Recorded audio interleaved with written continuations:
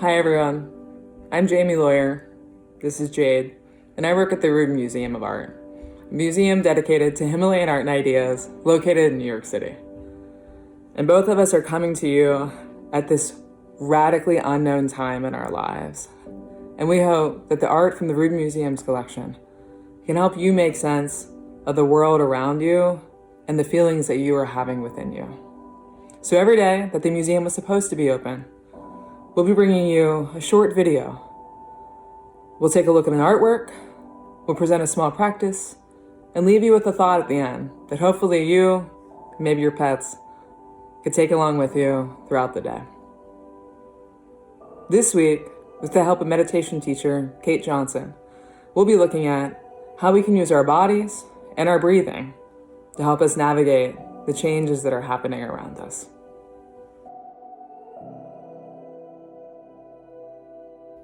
Let's take a look at this work of art together. In this painting from Western Tibet, we see the enlightened being Vajrayogini. She represents the female power and energy required for an individual to achieve enlightenment. And according to Tantric Buddhism, it's possible to become fully awakened or enlightened in one lifetime. Vajrayogini is a famous dakini and often shows up in the stories of practitioners as a guide to help them as they pursue their own path to enlightenment. She's seen here surrounded by her fellow dakinis, but the question I'm asking, what's a dakini? To understand a little bit more about them, let's take a look at the dancing posture that we see her in the center of this work of art. Dakini can be translated into sky-goer, and they're often seen moving or even dancing through the sky, showing us the liberation that can be felt by understanding the purest nature of reality. These figures have transcended suffering. They've overcome many negative emotions. And here we see Vajrayogini dancing triumphantly, rejoicing, embracing the wisdom that she has from realizing the true nature of reality and seeing things as they really are. She represents a clarity and understanding that's possible for all to have as they pursue their own path to enlightenment. If you look a little bit closer at her, we see a few elements, such as a staff and a skull cup from which she drinks blood, representing her overcoming of negative illusions. She has a tiara with 5 skulls on it that pay tribute to her divine wisdom, and around her neck, we see a string of human heads, which has many meanings, including representing the cycle of birth and death. At her feet, she dances on top of a corpse, and this represents her overcoming of negative forces, such as that of ignorance. When I think about Vajrayogini, I think about the freedom that she must feel by letting her body be in constant movement, by rejoicing, having a clarity of mind.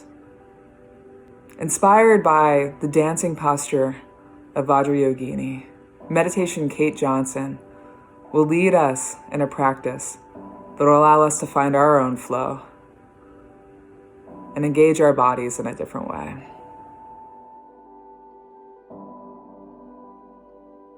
Hi, my name is Kate Johnson. I'm a meditation teacher, and I'm excited to be here with you now, offering a practice that is inspired by this image of Vajrayogini.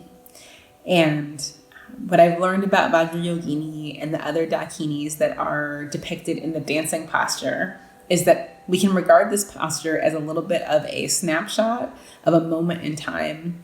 That it's actually like the dakinis are always moving. They're always shifting. They're always changing. You know, if we saw them in real time, they may look like something more like a whirlwind. But that in this moment in time, they're kind of suspended in this particular iconic dancing posture. So while we won't do this posture in our meditation, we will take inspiration from the dakini whose contemplative practice, whose meditation is one that is moving. And we'll take it as an opportunity to focus on the movement that's always happening within our own bodies when we're meditating. Often there's a fear of beginning meditators of sitting still.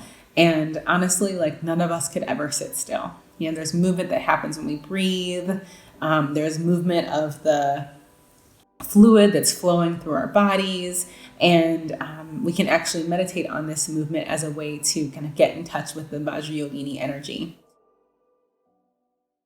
So if you wouldn't mind, close your eyes or just soften them to the space in front of you. Feel the body resting on whatever it's sitting or lying down on. And bring your awareness to your breathing.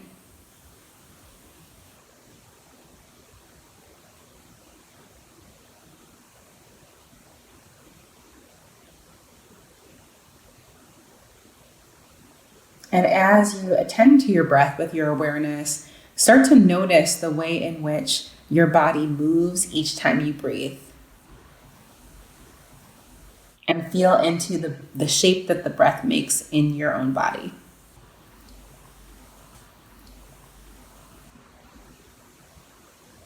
And then rather than trying to sit still, see if you can start to let your body move and sway with the feeling of breath. So that as you inhale, there might be a kind of slight arching in the spine, opening up the chest and throat. As you exhale, there might be a little rounding of the spine, dropping of the head. And then you can start to get your arms into the movement, just letting them follow the movement of your spine, which is being inspired by the feeling of your breath. And see if it's possible to let your breath move first and your body move in response.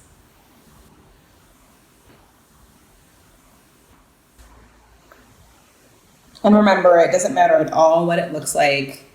We're just feeling into a way to express the movement that's happening all the time when you breathe. Knowing that still meditation can also be flowing like water.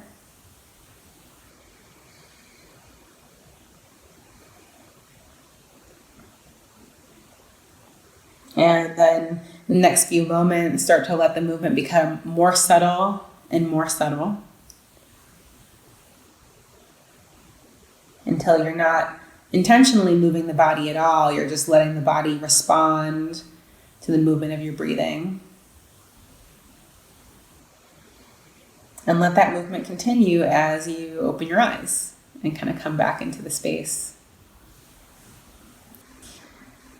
So one of my teacher's teachers, whose name was Ajahn Chah, said that we can cultivate minds that are like still flowing water.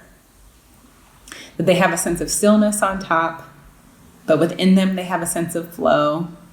And there's no rigidity. There's no kind of brittleness about the mind that is still. So today, every time you use water, be it in the sink or in the shower, or if it happened to be raining,